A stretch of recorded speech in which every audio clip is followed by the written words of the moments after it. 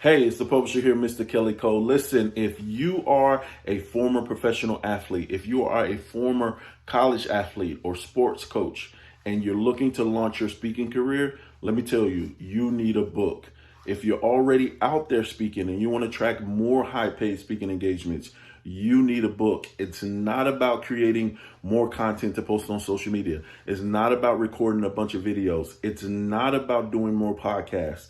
The number one secret to attracting more high paid speaking engagements or even launching your speaking career is a book. Hey, I'm the publisher, Mr. Kelly Cole, and I help former athletes and sports coaches create best-selling books in 30 days to launch their speaking career, even if they hate writing and don't know where to start. So for the first time ever, I've created a free case study video that will not only show you how to write a book from scratch in as little as 30 days and become a best-selling author, it will also show you how to attract more high-paid speaking engagements. Now, to check out this free case study video, click the link that says learn more or go to booksforathletes.com. Real quick before you go, do not go if you're not a former athlete or a sports coach, because you won't find any value in what I'm about to share. And don't go if your book is already out and already on Amazon. You won't find any value in what I share over there. But if you are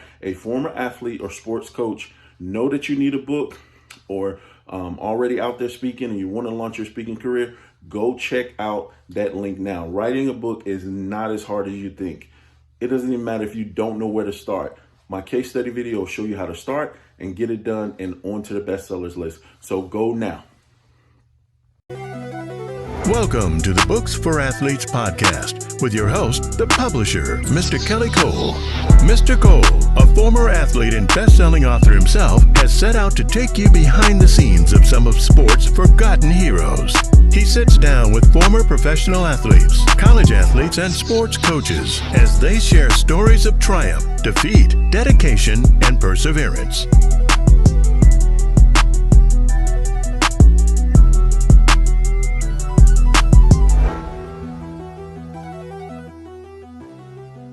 Here's Kelly. What's up, everybody? Welcome to another episode of the Books for Athletes podcast. Today, we got another special guest, another amazing former athlete turned author, Mr. Derrick Burroughs. How are you, sir? I'm doing very good, man. It's been a great day. It's a great day here in Tennessee, here on campus, at the campus of Lane College. And, just trying to get it done, Good stuff. Yeah, it's raining in the part of Tennessee that I'm at. Okay. What part of Tennessee are you in? I'm in Bristol, Tennessee. Bristol. You're up in East Tennessee, area. Yep, East Tennessee. Yep, / Southwest Virginia. So I'm right on the tip of Virginia. So if I cross the street, I'm in Virginia. Yeah. How do I get my picture? How do I get my number up on that wall back there? Man, you should have did your book with us. Those are my clients. I'm just curious. But definitely, man, if we ever meet up, I may be coming to Jackson. I'm gonna hit you up. Yeah, I'll print one out, get you up there, man. I would love to have you on my wall. There you go. I feel left out. Good stuff. So tell the people a little bit about your backstory. Like, where are you from? Like, where did you grow up and things like that? I was raised in Mobile, Alabama, actually a little small town called Pritchard, Alabama, a little poverty-stricken town in Pritchard, in Mobile County, down on the Gulf Coast. Lived there until I was around 18 years old. I got a football scholarship to go to Memphis State back then, now Memphis State University. University of Memphis, but Memphis State back when I went. Lettered in football and track and field at Memphis State University, and went on to get drafted in the first round of the 1985 NFL draft. Perfect. So let's back up just a little bit. So, in what position did you play first off in high school, college? Yeah, well, I've been a cornerback all my life. Starting out playing football, I was a quarterback, and later moved to the defensive back position, and kind of fell in love with it, and kind of wanted to try to get good at one thing opposed to trying to be everything. So I concentrated just on trying to be the best defensive back I could be. So When did that start? And like, where does that come well, from? Because most guys don't have that. Where did that come from? ninth grade. And let me just say this, Kelly. I don't believe that you can be good at everything. I'm sorry. That's just my personal feelings. You know, nobody. You know, I look at this Travis guy down in Yeah, Colorado. I mean, you know, probably one of the greatest athletes we're going to ever see, but it's going to burn him out. I mean, it's going to catch up with him, and I hate that, and I hate it, you know. But um, I'd like to see him play one position and try to be the best version of himself he can be at one position, opposed to 140 plays a game. Man, that's a lot. yeah, I get it. I get it. So in ninth grade, you made a decision. Did that come from you or a coach or that mindset? What made you lock in on that? No, what made me lock in on it is that I couldn't beat the. I knew I couldn't beat the quarterback we had out as a starting quarterback. So I said, well, let me find a position that I think I can get good at, and it was at corner. So I said, I'm done with trying to be a quarterback. Let me be the best defensive back I could be. Wow. Yeah. Yeah, that's good. Going back to Travis real quick, which position do you think he would be better in? Should he choose? I don't know. You know what? To be honest, he's great at both. Yeah. I don't know, and you know, I wasn't. You know, I don't want to think I'm trying to give the kid no advice, but I think he's great at both. Yeah. And you rarely find a kid that can do both well. I just think physically it's hard, you know, to keep 140 plays a game. For sure.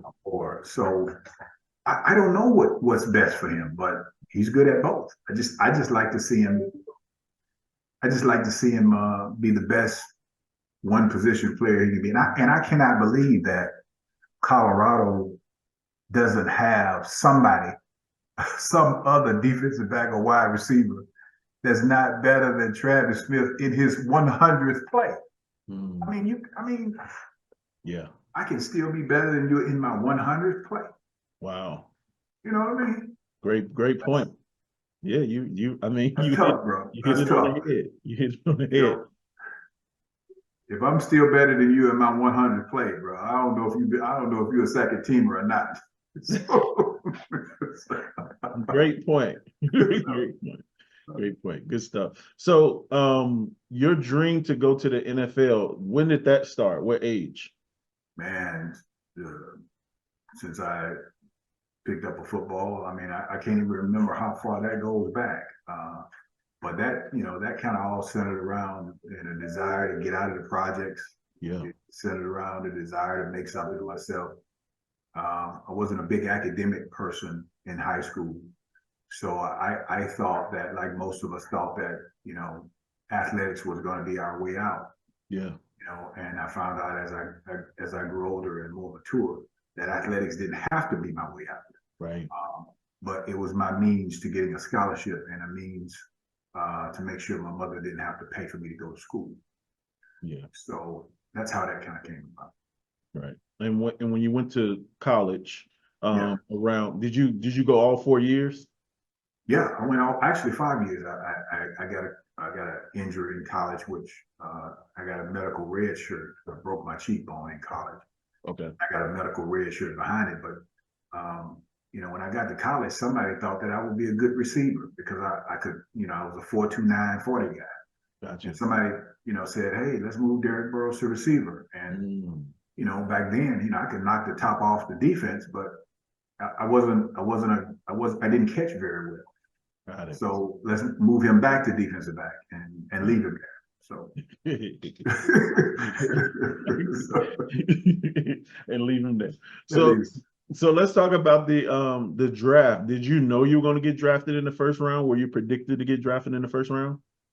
Yeah, you know, everybody told me that. Now, I didn't believe it myself. I don't want to say I didn't believe it, but I wanted to. I wouldn't have never went to an NFL draft if I could do it back then. I would have never done that. You know, sitting in the room waiting to get drafted. I would have never done that. Right. kind of like Lamar Jackson did. I couldn't have done that because it would have just been a little bit too unsure for me to do that. So I just kind of chilled out in my 1-bedroom apartment, and it was the reports were I was going in the first round, but I wasn't 100% for sure. So I was kind of prepared for anything, to be honest. Gotcha. So did you hire an agent? I did. I did hire an agent. I'm not sure it was the right choice of agent that I made.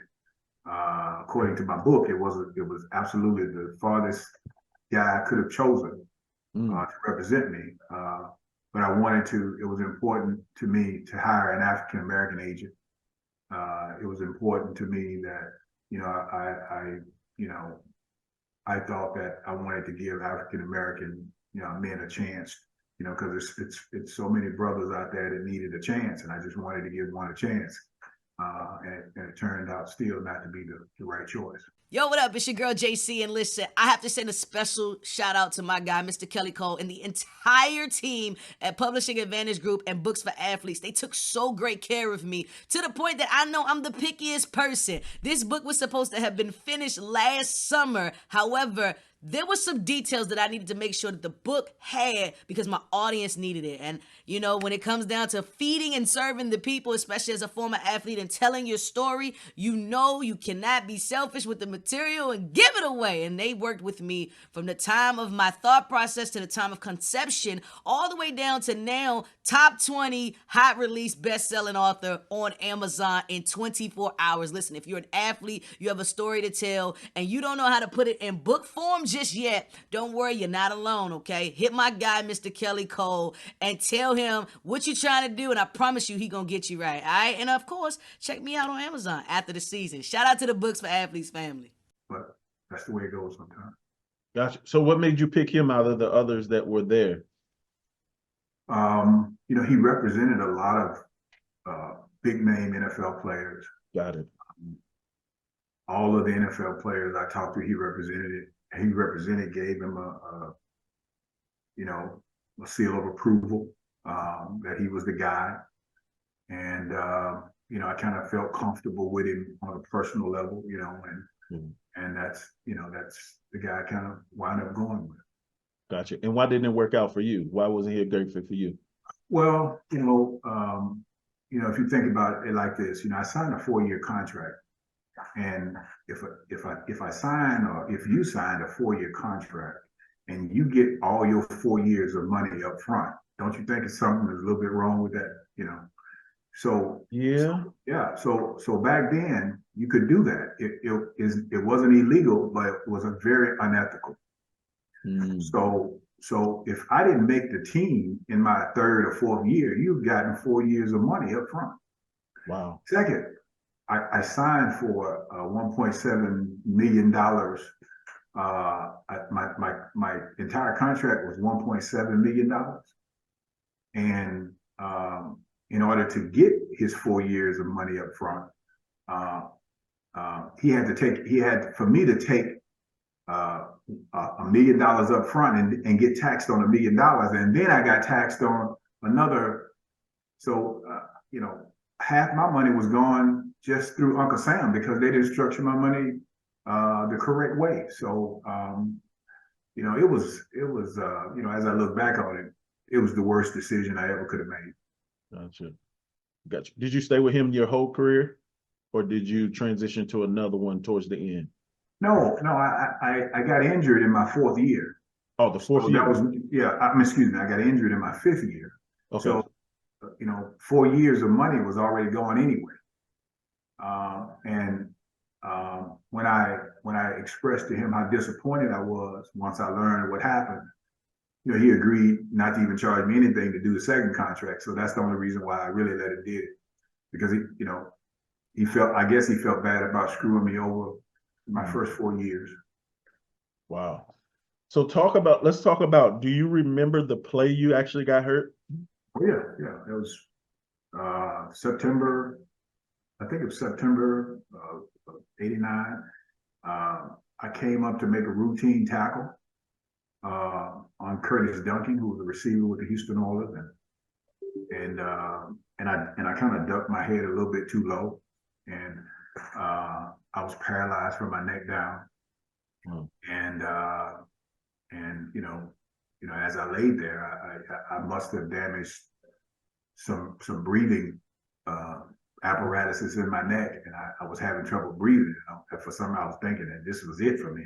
I'm getting ready to, clunk out. But Yeah. my breathing stabilized. They wheeled me underneath the stadium, and I'm still thinking in my mind. I'm still paralyzed, and I'm wondering in my mind, who's going to take care of me in a wheelchair? And the only person I could think of was my mother. Mhm. So yeah, I remember it very thoroughly. Let's talk about that road to recovery. Like, how did you keep your mind enough strong to get back to where you are right now? Like, what was that journey like? Well, it was super hard because one I had no support. Mhm. And you're not gonna believe this, Kelly. From the day I got hurt and playing against the Houston Oilers to this day, I have never ever received a phone call from the Bills ever since the Stop. day I got hurt.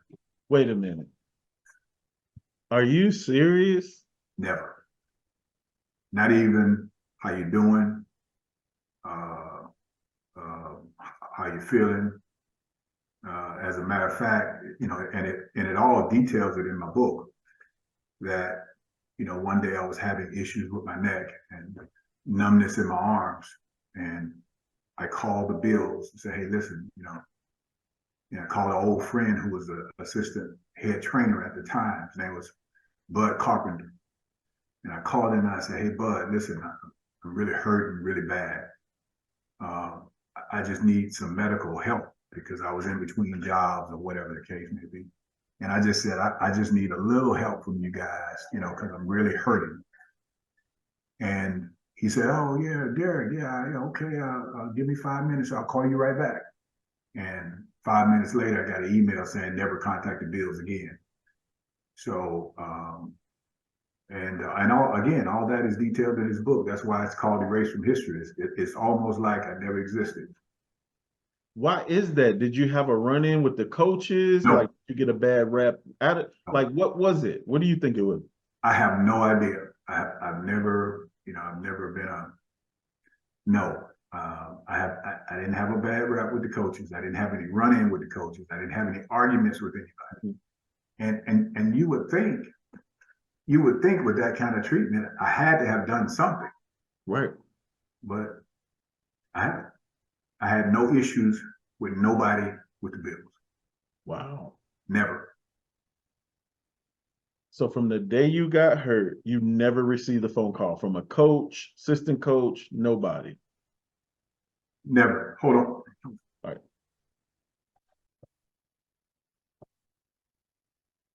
I'm sorry. No. Last year, my phone rang, and I meant, and this is 24, I meant in 23. I got hurt at 89. My phone rang. It was a guy by the name of Jeremy Kelly, who was with the Bills, but he was with the alumni, and he was in charge of calling some of the old heads and inviting them to, So when the 716 number rang, I recognized it was 716. That's Buffalo. That's the first phone call I've ever gotten, and he wasn't upper level management. He was just trying to get me to come to a golf tournament. Gotcha. Wow. Wow. That's the only phone call in the last 30 something years I've ever gotten from Buffalo. Hey, what's going on, everybody? My name is Tyler Campbell, and I am the author of The Ball Came Out, Life on the Other Side of the Field, brought to you by none other than the Publishing Advantage Group, Kelly Cole, and the entire team. Let me tell y'all something about them. Listen, they are there to help you. They really want to see you win. They want to help you get that message out. And collectively, as a team, you never feel like you're alone. There's no such thing as a bad question. They know the industry so well that they help you convey the message that will feed the masses of individuals that you come across. My book is #2 new release book on Amazon already, and it's already an Amazon bestseller. All right, hadn't even been a full week yet. All right, these individuals know what they know about the industry, and they share it with you, right? And they only want to see you win. You're handled with care. Make your book a bestseller today, and go with the Publishing Advantage Group. They want nothing but the best for you. Unbelievable. Wow. Okay. So when you talk about erase from history, you talk about a little bit too about your family too. Like, Yeah, talk about your family dynamic. Like, I heard you say you didn't have no support. How was you erased from your family history as well? no. I never said I didn't have any support from family. No, Okay. that's totally incorrect. Just from the build. Yeah, just from the build and the erase from history part. It's not just about the bills. The whole book is about parts of my life being erased. Let me give you an example. And again, it wasn't just the bill. Let me give you an example. I never got a chance to walk across the stage in my high school graduation because I couldn't afford the cap and gown. I never got a chance to go to the prom because my mother couldn't afford to go to my mother couldn't afford to pay for the cap and gown fee. Even graduating from college, I never got a chance to walk across stage. Getting my master's, COVID happened. I never got a chance. So it just seemed like all of these things that's a part of my life just seemed to erase all the good things that I felt like I've done in my life. Wow. My college, I was just inducted into the University of Memphis Hall of Fame. Wait a minute. After 40 years, if I was a Hall of Fame now, I was one 30 years ago. So it's not just the bills. It just seems like it's a lot of things that has happened in my life just seem to have. You said, well, it's a coincidence. One thing may be a coincidence. Yeah. Two things may be a coincidence, but all of this, and that's where the name "Erase from History" came from. It's just, it's amazing that so much can happen to one guy. Yeah. Yeah. I mean, I couldn't imagine. Like you Yeah. said, not going to, graduations, both graduations, COVID, prom. Like, you couldn't go to prom because your mom can get the tickets to the prom in your suit or whatever. Well, she couldn't afford the cap and gown fees. Gotcha. Yeah. What was your dad? Did you grow up with your dad in your life? No, I never knew my father. My father, I documented that in my book, that my father, at least the guy on my birth certificate, Derrick Burroughs, through Ancestry.com and doing a DNA test, I realized that I wasn't related to any Burroughs. Wow. And I found that out 8 months ago. Wow. So there's a chapter in the book that's called Derrick Who, and it kind of chronicles my desire to want to know who my real father is. That's why I call it Derrick Who, and that's part of the erase from history story too. I don't even know my last name, my real last name. Brother, I'm gonna say this while we're recording this, bro. If you want to turn this into a movie, you want to invest, this would make an amazing movie. Hey, listen, Kelly, I really want you to read the book, man, because I can tell you about it. Yeah. But it's just, with people that have read the book, they say, man, this is an amazing story. And, and you would think, man, I done pissed the world off, but Yeah. I haven't. It just, but there's a silver lining in that. Mhm. I lost everything I've ever made in NFL, but God still kept me and still brought me back. So there's a silver lining that there's power in redemption, and there's power in prayer, and no matter what you go through, you can fight your way back. Yeah, most definitely. So what advice would you give a young man right now who maybe feels like he's invisible, like he's going to be erased out of history or things happening? Like, what advice would you give a young man right now? Well, persevere, because you matter. That's the advice I would give. nobody said, Kelly, nobody said life is going to be easy now. Yeah. And if we think for 1 minute that life is going to be or supposed to be rosy for us, Yeah. then we're going to go through ups and downs. It's just how we handle the downs more than how we handle the ups. So persevere and always keep God first in your life. Hey, what's going on, man? It's Dennis Haley. I am the author of the playbook, The Art of Dreaming. Just want to say a special thank you to Kelly Cole and the Publishing Advantage Group team. Man, they were with me from day one until the time I finished, and still with me to this day. What a blessing to have them be with me and to walk me through this journey and to be a part of this journey. They have been nothing but class acts, and they know what they're talking about. And just again, it is a blessing to be a part of this team and for them to guide me down the path to success. So thank you for everything that you have done. I look forward to many more projects with you guys and continue to be a blessing to many. Thank you. 100%. All right, my brother. Man, tell them where they can get the book, how they can get you to speak. Man, you have an amazing story. I'm sure you're doing speaking and things like that. So give them all of that. Well, you can find the book on Amazon. It's called Erased from History by Derrick Burroughs. And it's, and I'm not saying this because I wrote it, but I think there's some good stories that a lot of kids can learn in the book. Now, by writing the book, I wanted to write the good and the bad.